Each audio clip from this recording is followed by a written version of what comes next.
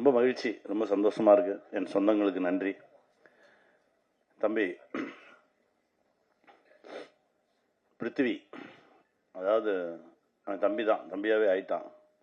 அவனுடைய நம்பிக்கைக்கும் அவனுடைய உழைப்புக்கும் கண்டிப்பாக இந்த சினிமா அவனை கைவிடாது. நல்லா இருப்ப. வாழ்த்துக்கள், வாழ்த்துக்கள். தன்ராஜ் போகிற போக்கில் 1.5 நிமிஷத்தில் கதை சொன்னான். அந்த கதையை கேரவன்லேருந்து இறங்கி நான் ஷாட்டுக்கு போகிற கேப்பில் அண்ணா ஒரு கதை நான் கேளுனான்னு சொல்லி, ஏன்னா எப்போவுமே அவனை நான் தீபக் மாதிரி தான். என்னன்னா 2014 நிமிர்ந்து நெல் ஷூட்டிங்கில் அவனை மீட் பண்ணுறேன். நிமிர்ந்து நெல் ஷூட்டிங்கில் வந்து ஜெண்டாபாய் கேபிராஜ் அந்த தெலுங்கு வெர்ஷனில் வந்து நடிக்கிறான். எப்போவுமே அவன் தனியாக போய் உட்காந்துக்கிறது, சேர் போட்டு உட்காந்து அப்படிலாம் இல்லை. ஷார்ட் முடிஞ்சோடனே வந்து கேமரா பின்னாடி நிற்பான், மானிட்டர் பார்ப்பான், ஏதோ ஒன்று போய் எடுத்து வைப்பான், போவான் வருவான், இப்படியே இருப்பான். அவன் மேலே ஒரு தனி கவனம் வந்தது, ஒரு ஈர்ப்பு வந்தது. அவனோட பேச ஆரம்பித்தேன், பழக ஆரம்பித்தேன். அதுக்கப்புறம் பார்த்தா அந்த பழக்கம் அப்பப்போ தொடர்ந்துக்கிட்டே இருக்கும். ஏன்னா யாரையா கூப்பிட்டு வருவான், இவனும் அப்படி தான் செய்வான். யாரையா கூப்பிட்டு வந்து அவனுக்குன்னு கேட்க மாட்டான், அந்த அவனை கூப்பிட்டு வந்து காட்டுவான். ஆனால் இவன் நல்லா நடிப்பானே, ஆனால் அவன் படத்தில் என்ன காஸ்டிங் சொல்லி எனக்கு அந்த லிஸ்ட்டு மட்டும் கூட. நிறையா குட்டி குட்டி நடிகர்கள் இருக்காங்கண்ணே, ரொம்ப கஷ்டப்பட்டுக்கிட்டு இருக்காங்க, நான் அந்த லிஸ்ட்டெல்லாம் தரேன், நீ யூஸ் பண்ணனா அப்படின்னு சொல்லி கொண்டு வந்து ஒரு வாட்டி கொடுத்தான். அப்புறம் திடீர்னு வந்தான், அண்ணா ஒரு கதை கேட்டேன், நல்ல கதை, நீ நடித்தா நல்லாயிருக்கும் அப்படின்னு அந்த டைரக்டரை கூப்பிட்டு வந்தான். விமானம்னு ஒரு படம், அந்த படமெல்லாம் அந்த மாதிரி படம்லாம் கிடைக்கவே கிடைக்காது. அந்த விமானம் கூப்பிட்டு வந்து கேட்க வச்சது அவன் தான். அந்த கதையை கேட்டோம், பிடிச்சிருந்தது, வாடா பண்ணுவோம் அப்படின்னு. அந்த விமானம் ஷூட்டிங்கில் தான் இந்த கதையை, அந்த விமானம் டைரக்டரோட கதை தான் இது, சிவாவோட கதை தான் இது. அந்த 2வது கதையை இவங்களுக்கு ரொம்ப ஒரு மாதிரி, இதுக்கு அடுத்து இந்த கதை பண்ண போகிறோம் அப்படின்னோடனே இந்த கதையை எனக்கு கூட நான் டைரக்ட் பண்ணுறேன் அப்படின்னு சொல்லி வாங்கிட்டு, அப்பா யார் பண்ணுறது அப்படின்னு ஒரு குழப்பம் இருக்கும்போது தான் ஒரு நாள் நான் ஷார்ட்டில் இருந்தேன். வந்தான், அண்ணா ஒரு கதை சொல்கிறேன் கேளேன் அப்படின்னா, டேய் இங்கேருந்து அங்கே வரைக்கும் போகிறதுக்குள்ளே தான் டைம் இருக்குது, இல்லை அதுக்குள்ளே சொல்லிடுறேன். நான் இறங்கி அங்கேருந்து அப்படி நடந்து வர்ற அந்த ஒரு 1 நிமிஷம் 1.5 நிமிஷம் கேப்பில், அது ஒரு பெரிய ஷாட்டுன்றதுனால கொஞ்சம் தூரமாக நிறுத்தியிருந்தாங்க, நடந்து வர அந்த கேப்பில் தான் சொன்னான். சொல்லி முடிச்சோன்னு என்ன யார் ராப்பா பண்ணுறான், இல்லைண்ணா அதுதான் தேடிக்கிட்டு இருக்கோம், அதனால தான் உங்ககிட்ட சொன்னேன். சரி பண்ணிடுவோம் போடா அப்படின்னேன். அண்ணே ஆமாம் பண்ணுறோம்டா போடா பண்ணிடுவோம், அவ்வளோதானே, நல்லா இருக்கு, நீ சொல்ல வர விஷயம் ரொம்ப நல்லா இருக்கு, இந்த சமூகத்துக்கு ரொம்ப தேவையான விஷயம். இங்கே தமிழ்நாட்டில் கூட நீ சொல்ல வந்த விஷயத்தில் ஒரு 10-15 கேசஸ் இருக்கு. அந்த கேசஸ் எல்லாமே குடும்பங்களை புரட்டி போட்ட கேசஸ், அதை நீ கையில் எடுத்திருக்க அப்படின்னோடனே எனக்கு புரியல. என்னென்ன சொல்கிறேன், ஆமாம் இது இங்கே நடந்திருக்கு, இங்கே நடந்திருக்கு, இங்கே நடந்திருக்கு, இப்பவும் நடந்துட்டு இருக்கு. இதை நீ சொல்கிற வெளியிலேருந்து பார்க்கும்போது ஒரு தந்தை மகனுக்கான ஒரு பாசமாக இருக்கும், ஆனால் நீ உள்ளுக்குள்ளே வச்சிருக்க ரொம்ப ஸ்ட்ராங்கான விஷயம்டா, இதை சொல்லணும். இதை பார்த்து ஒரு மகன் திருந்தினா போதும், ஐயோ நம்ம இந்த மாதிரி ஒரு வேலையை செஞ்சுட்டு இருக்கோமா, அவனுக்கு ஒரு பையன் திருந்திட்டா போதும், இந்த படம் பெரிய வெற்றி. பல பேரை யோசிக்க வைக்கும். நிறைய சூழல்ல, நிறைய குடும்பங்கள்ல நம்ம நினைச்ச மாதிரி நம்ம புள்ள இல்லையேன்னு சொல்லி பல அப்பாக்கள் தடுமாறிட்டு இருக்காங்க.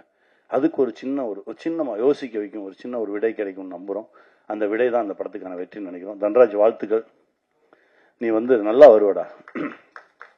ஏன்னா முதல் படம் மாதிரியே பண்ணல, அவனுடைய ஒரு 100 படத்தில் நடிச்சா கூட 100 படத்துலையும் இந்த வேலையை தான் பார்த்துருக்கேன். எல்லா டைரக்டர் பின்னாடியும் போய் அங்கங்கே அந்த எல்லாம் இவன் கற்றுக்கிட்ட மொத்தத்தையுமே ரொம்ப அசால்ட்டாக ஹேண்டில் பண்ணான் டைரக்ட் பண்ணும்போது. எனக்கு ரொம்ப பிடிச்சிருந்தது. முதல் 2 நாள் தான் கொஞ்சம் தடுமாறினா. நான் சொன்னேன், எதுக்கு தடுமாறுற, எடு, நீ சொல்கிறது கேட்க தானே வந்திருக்கோம், எடு அப்படின்னு. அதுக்கப்புறம் அசால்ட்டாக அழகா ரொம்ப குழப்பமே இல்லாமல் ஹேண்டில் பண்ணால் நல்ல டைரக்டராக வருவேன். வாழ்த்துக்கள், இன்னும் நிறைய படைப்புகள் கிடைக்கும், வாழ்த்துக்கள், வாழ்க.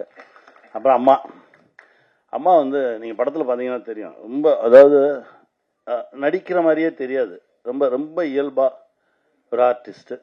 ரொம்ப நல்லா இருந்தது அவங்க பேசும்போது, நடித்தப்போ. தமிழ் அவங்களே டப்பிங் பேச சொன்னோம், இது எல்லாமே அவங்க தானே பேசுனாங்க. ஆமாம் தெலுங்கு நான் தான் பேசினேன். எனக்கு அது ரொம்ப இயல்பாக இருந்தது. என்னென்னா அந்த உயிர் கொடுக்குறது சம்மந்தப்பட்டவங்க பேசினாதான் அது நல்லா இருக்கும்னு நினைக்கிறேன் நான். அதனால தெலுங்குலேயும் கொஞ்சம் டைம் எடுத்து இது நானே பேசுகிறேன்னு சொல்லி உட்காந்து பேசணும். நல்லா வந்திருக்கு. அம்மா ஒரு நல்ல வரவாக இருக்கும் தமிழ் சினிமாவுக்கு. அம்மா ஒரு பெரிய இடம் கிடைக்கும், வாழ்த்துக்கள். மோக்ஷா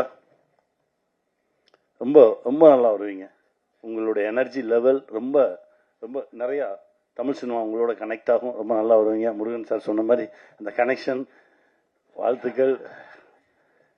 அதாவது நல்ல எண்ணம், நன்மை சொன்ன மாதிரி நல்ல எண்ணம் இருந்தால் போதும், அது இருக்கு நம்ம கிட்ட, நல்ல மனசு இருந்தால் போதும். எங்கள் அண்ணன் சிவா சொன்ன மாதிரி, ஐயோ ஒரு இடத்துல அடிக்கிறானேன்னா நம்ம போய் திருப்பி அவனை அடித்து அவங்க காப்பாற்றணுன்ற எண்ணம் இல்லை. ஐயோ அந்த நிகழ்வு நடக்காமல் இருந்தால் போதுமே அப்படின்ற ஒரு எண்ணம் இருக்குது பாருங்களேன், அந்த எண்ணமே அவனை மாற்றும். அப்படிதான் நான் நினைக்கிறேன். ஏன்னா இப்போ நல்லதே செய்ய வேண்டாம், நல்லது நினைச்சாலே போதும் அப்படின்ற ஒரு இடத்துல தான் நம்ம எல்லாருமே வாழ்ந்துட்டு இருக்கோம். ஆனால் அவ்வளோ வேகம், அவ்வளோ பிஸி. இதுக்கு நடுவில் இப்படி ஒரு நிகழ்வு நடக்கட்டும். ஏன்னா நல்ல படைப்பை ரசிகர்கள் என்னைக்குமே கைவிட்டதில்லை. இருக்கரம் நீட்டி வரவேற்றிருக்காங்க. பணம் பணம் பணம், அந்த பணம் பார்த்தால்தான் இந்த படைப்பு அப்படின்ற மனசு தான். எத்தனை பேர் மனசை இது கொள்ளையடிக்குதுன்றது தான். இதை நோக்கி தான் நகர்ந்துகிட்டு இருக்கோம். ஆனால் ஒரு நாள் வரும், அந்த நாள் அன்னைக்கு இந்த மாதிரி படைப்புகள் மட்டும்தான் இங்கே நிலைச்சு நிற்கும். கமர்ஷியல் படங்கள்லாம் தூக்கி அடிக்கப்படும். அதை நோக்கி தான் இப்போ நகர்ந்துகிட்டு இருக்க. ரெண்டுக்கு நடுவில் தான் நம்ம நிற்கிறோம். அந்த நாளுக்காக தான் காத்துட்ருக்கோம். அது வரைக்கும் இதே மாதிரி படைப்புகள் வந்துக்கிட்டே தான் இருக்கும், உழைச்சிக்கிட்டே தான் இருப்போம். அது கமர்ஷியலாக காசு என்னைக்கு வருதுன்றத கொஞ்சம் பார்ப்போம். அது லாக் இதில் கூட விழலாம், அந்த பிணைப்பு இதில் கூட நடக்கலாம். இந்த பிணைப்பில் இந்த படத்தில் நடக்கலன்னா அடுத்த படத்தில் நடக்கும் அப்படின்னு வெயிட் பண்ணி அதற்கான ஓட்டம் தான் இருக்குமே தவிர என்னைக்குமே தடுமாறி தயங்கி எல்லாம் நின்றவே மாட்டோம். அதை போய் வெல்வது வரைக்கும் போராடுவோம். வெற்றி நமக்கே. வெல்வோம்.